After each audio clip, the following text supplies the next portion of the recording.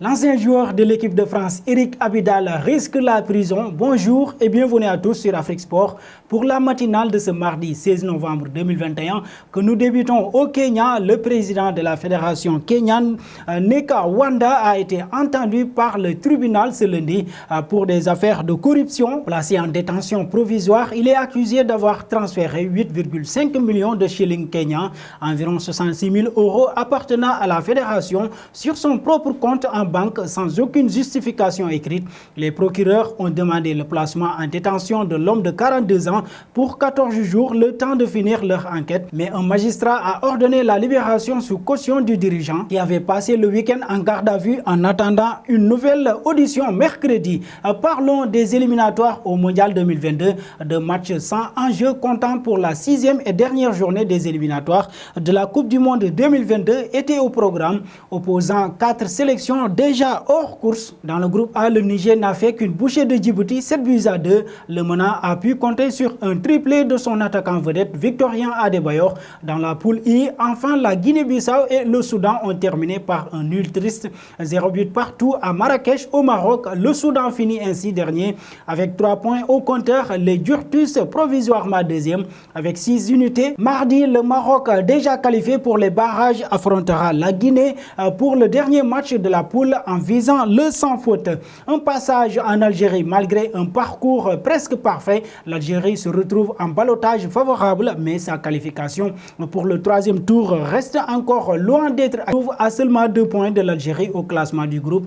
En effet, les Verts ont en cœur d'aller chercher un record, celui de la plus grande d'invincibilité. Ils en sont à 32 rencontres de suite sans la moindre défaite. Une performance énorme qui leur permet d'intégrer le top 4 de ce record en dépassant l'Argentine et qui les rapproche du Brésil et de l'Espagne, 35 matchs, ainsi que l'Italie, 37 matchs sans défaite, record tout récent. La pression sera forte sur les épaules des joueurs de Belmadi, mais la récompense n'en sera que plus grande.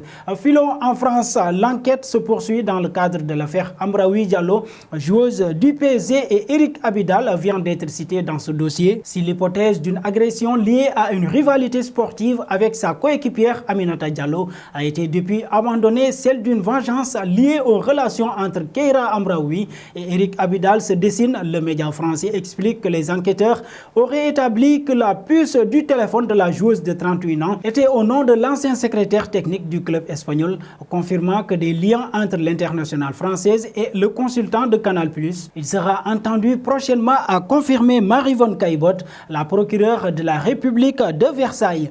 Parlant d'Eric Abidal, on passe au Barça. Dani Alves vient de signer un contrat avec le Barça. Le latéral brésilien a déjà évolué sous les couleurs du club entre 2008 et 2016 et va être présenté au Camp Nou mercredi. Libre de tout contrat depuis son départ de Sao Paulo, le joueur le plus titré de l'histoire du football revient dans le club qu'il a élevé au rang de légende et avec lequel il a remporté 3 Ligues des Champions.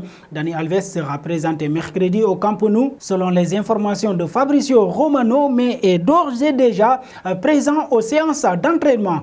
Terminons avec Nabil Fekir, exclu en fin de match contre le Bayern Leverkusen en Europa League après une altercation avec l'Allemand Demirbay. Nabil Fekir a logiquement écopé d'une lourde sanction. Le milieu offensif du Betis Séville est en effet suspendu pour les 3 prochaines rencontres alors que son équipe luttera pour la qualification. Le Français manquera les 2 dernières journées face à Ferencváros et le Celtic.